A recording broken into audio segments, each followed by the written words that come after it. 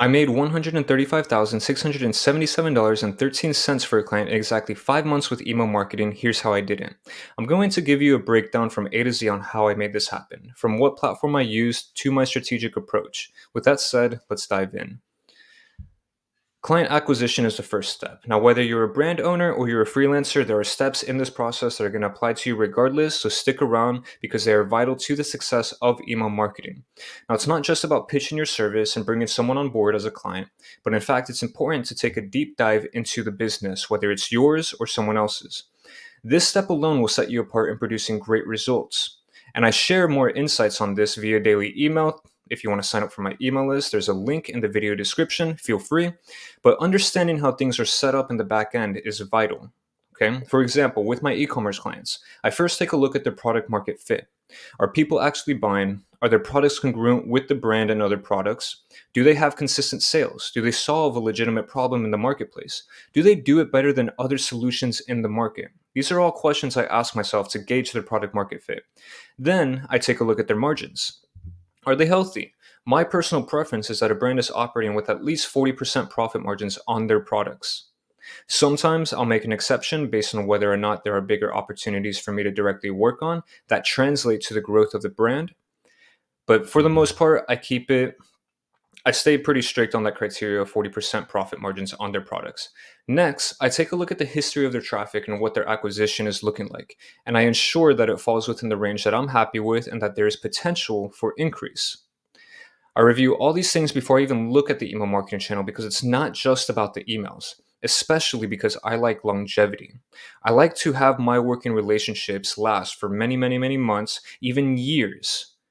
And I like to support a brand in increasing their longevity, increasing their sales, and increasing their impact. So, longevity is something that's really important to me, and that's why I do these preliminary reviews.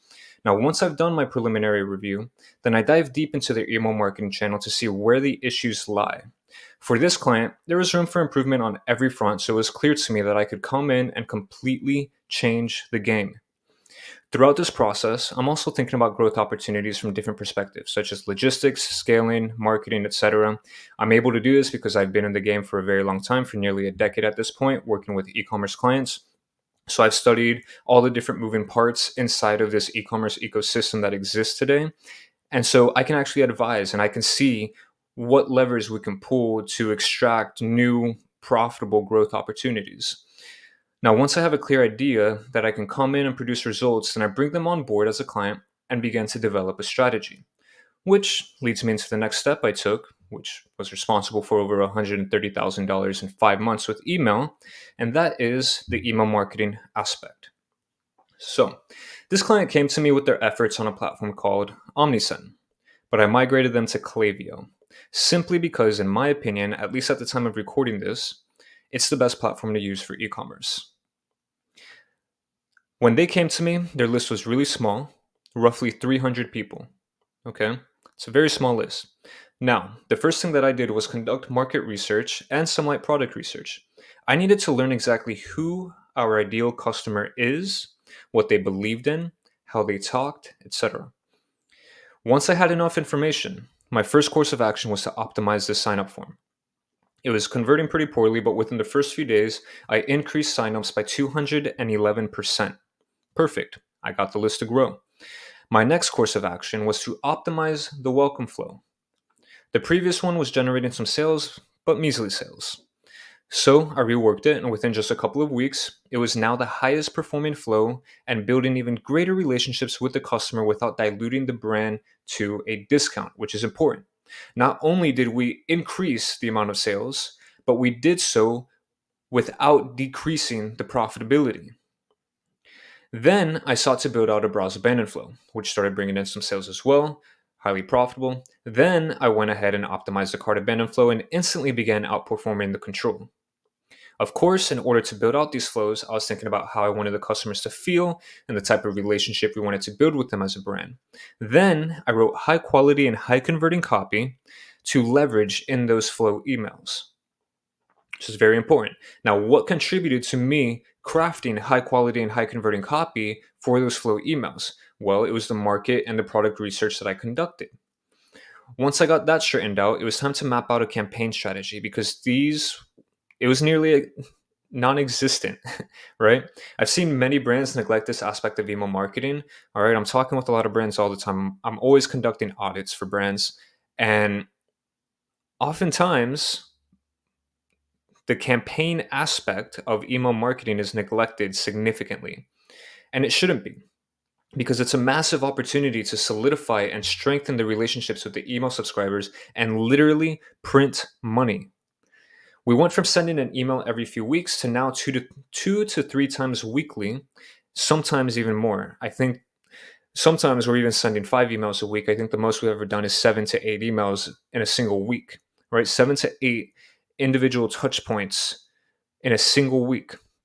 Why? Because it works, because it helps solidify a relationship. It helps build that bond even greater with them, with the readers, the email subscribers. And it generates sales. So if you know that you can generate roughly $1,000 per email every time you email someone, whether it's a direct response sales email or it's actually to foster that relationship with them, why wouldn't you send more? Right? Why wouldn't you send campaign emails and send more touch points that not only increase the customer loyalty for the brand, which helps with scalability because then they're going to buy and it's going to be more profitable purchases because you're not having to reacquire these customers, you're simply retaining these customers or acquire new customers.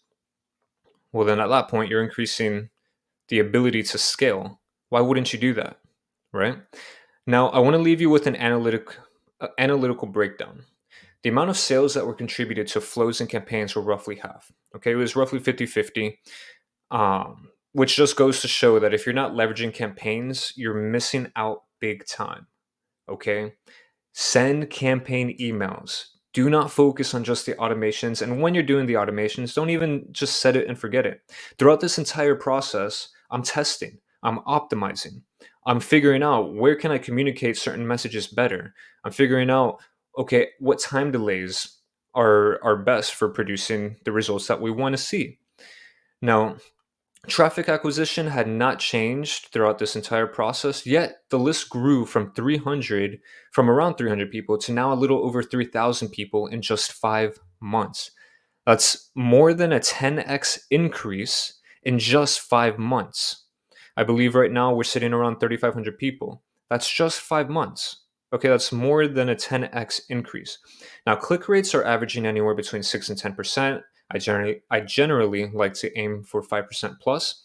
Open rates averaging 60% plus. I generally like to aim for that 60, 70, 80% plus range. Not that these metrics really mean much compared to the sales metric. However, this is a result of high quality copy, intentional strategy, and well crafted experiences that build authentic relationships.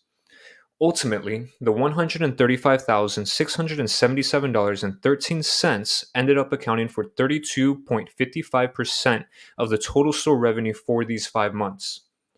Before, it was nearly non existent. But essentially, we've experienced a 500% plus increase in email sales in just my first 5 months working with this brand. This is massive. Do not sleep on email marketing. I've shared with you my strategic approach. I've shared with you the importance of leveraging email marketing within your brand or a brand that you serve. And if you like this video, give it a thumbs up and subscribe because I've got plenty more videos that are going to be just as fire in the pipeline. And if you want to see them as soon as they come live, you got to subscribe so that you're notified right away. And with that said, I will see you in the next video.